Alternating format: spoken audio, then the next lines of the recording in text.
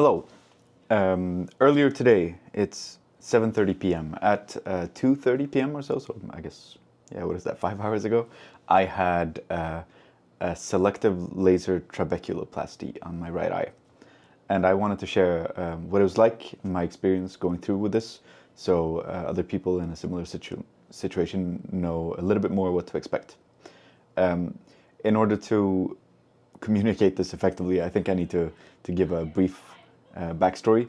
So, starting off, you can see that my right eye is not looking great, maybe, or it looks okay, but it looks different from most people's right eyes and my left eye.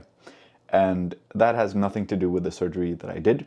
This started when I was a toddler, maybe like a year and a half or 2 years old. My eye started like drifting outward, and my eyelid had a bit of a ptosis, when the eyelid can't open up properly.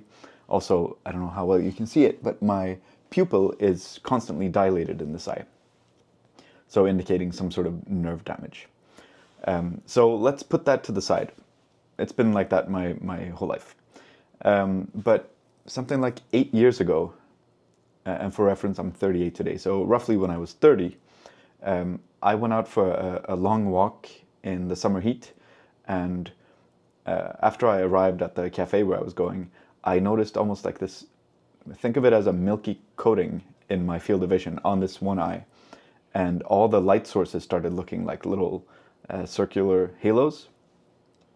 I didn't know what was going on. I thought maybe I had gotten something in my eye, or that I was coming down with something strange. So I went into the washroom and I tried to like rinse it out with water, but nothing changed. And that concerned me a little, and I didn't think too much about it. It went away after a few hours. And then for the next several years, it sort of gradually got worse and worse, where every time I would exert myself, do something strenuous, it would take, I don't know, 45 minutes to an hour, and then the contrast of my field of vision would change. So like blacks didn't look as black and whites didn't look as white, and it would sort of meet somewhere in the middle. It had this like halo-y, on all the light sources I would see the halos, this milky field of vision. And in addition to that, I felt like my eye was almost like dry, or had a slight stinging sensation. And I didn't like this, so I could feel that something was wrong. So I went to a couple of just like opticians, I guess, the places where they fit you with regular glasses. And I told them that something's going on with my eye. I don't know what it is, but I don't like it. And they took a look and they were like, your nerve doesn't look great. There's like some damage there, but it doesn't look new. And it sort of aligns with what you mentioned about having issues with your eye for your whole life. And like the fundus or whatever it's called, like the back of the eye is looking fine. I don't think there's anything you need to worry about. And so I would go about my life and keep feeling these things, slightly like increasing in severity every time. And I went to more opticians, and by the time I talked to, I think, the fourth or the fifth one, they said, no, we can't see anything, but if you're telling us that it's progressing and it's getting worse and no one's been able to like spot anything, you are probably wise to go talk to a specialist. So they would refer me to a neuro-ophthalmologist, so the person who specializes in the nerve connections and the insides of the eye. And so I went there, and they said, no wonder you've been having issues. Your intraocular eye pressure is like off the charts. I think they mentioned the number of 34 millimeters of mercury. I don't know if that's accurate, but yeah, it was very high.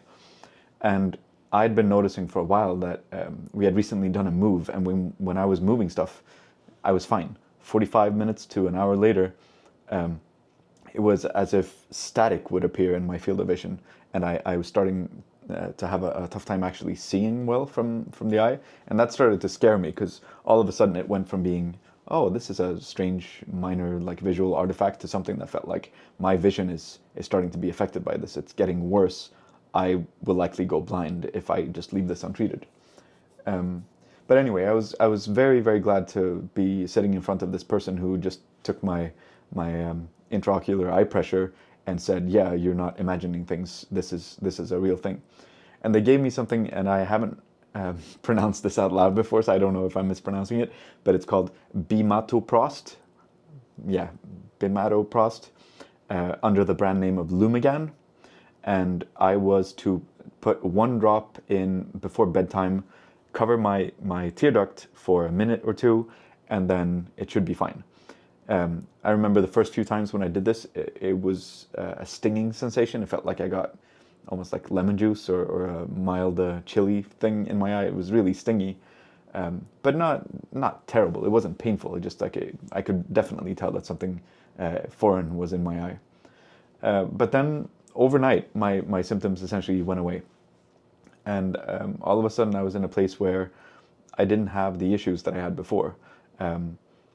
It had gone prior to this, like it had gone from being when I exerted myself or went for long sunny walks, and carrying stuff mainly, into being almost like a daily thing. So by early afternoon, I started to having these issues, but it was fine in the morning, and it usually went away by nighttime.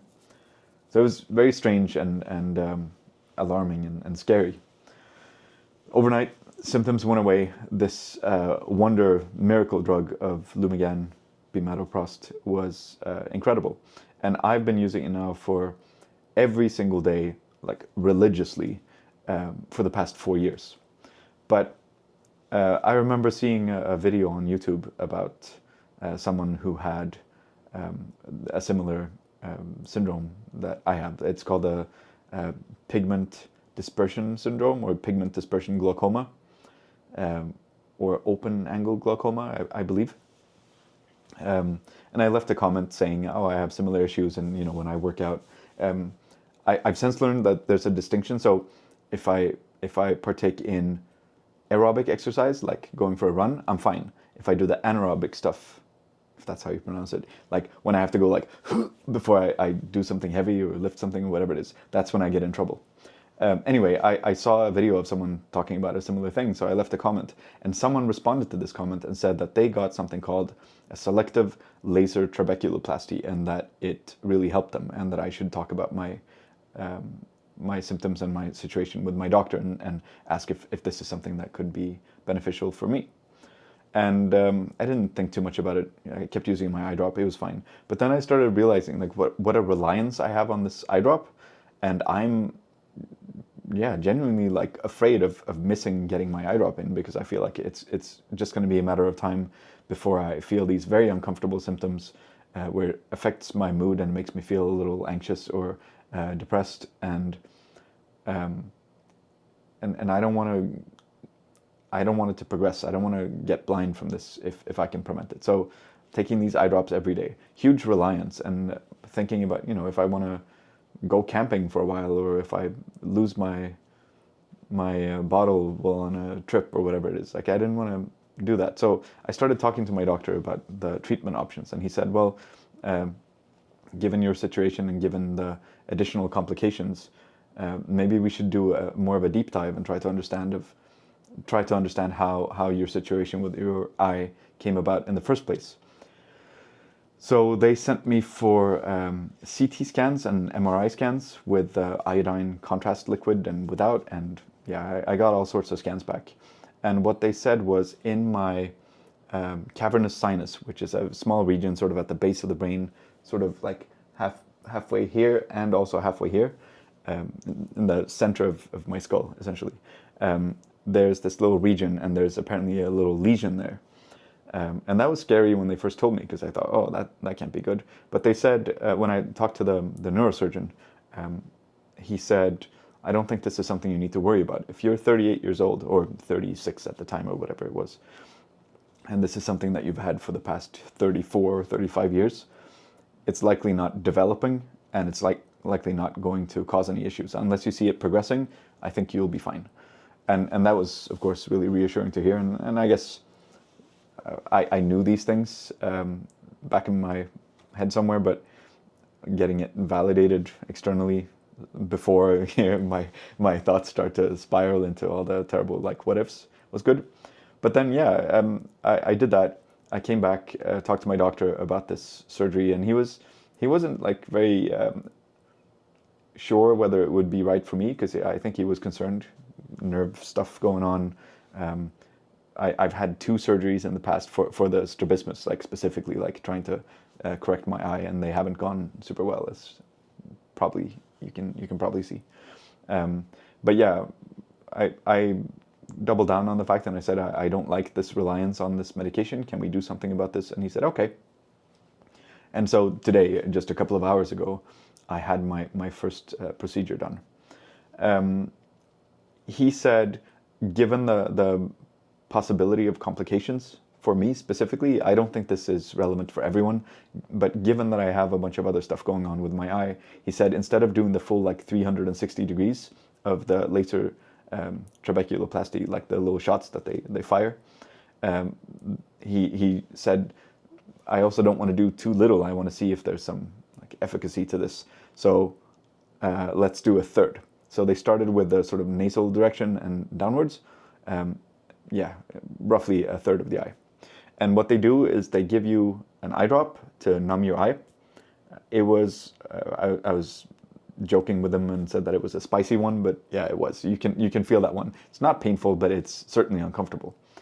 And after that, he had a little lens thing. If you Google the procedure, you look at what the surgery entails, like you can see little animations and stuff. But it's essentially a little triangular looking lens with a flat top that is used to direct the laser beams into your eye. And they put some sort of goo, salve, whatever it is, at the top of this on the little lens element. And then they press that while you put your chin on the chin guard thing, with the forehead strap. And then they put the thing on your eye, and it's not painful, but it's uncomfortable because you have stuff going into your eye, which is not very nice. But then he sat down and he said, just try to sit still. And I was closing my other eye and just looking with this one. And I don't think you have to do, I'm sure you can keep both eyelids open, but I wanted to sort of focus on what was going on. And it was blurry because I had whatever the goo was, and the lens element that's optimized for the surgeon to be able to see what they're doing, but it's not optimized for me to see anything. So it's just very blurry. Light flashes. I think he did a quick like split, what's it called, the slit lamp check beforehand, just to make sure everything was looking good. They did the like pressure test with a little puff of air thing, and they concluded that it was like 18 or 19, I forget. But yeah, anyway, I'm in front of the machine, and he's saying the laser is not armed, and then he said sit completely still, and when I tell you to like look in a certain direction or whatever it may be, just follow my instructions. And I said, of course.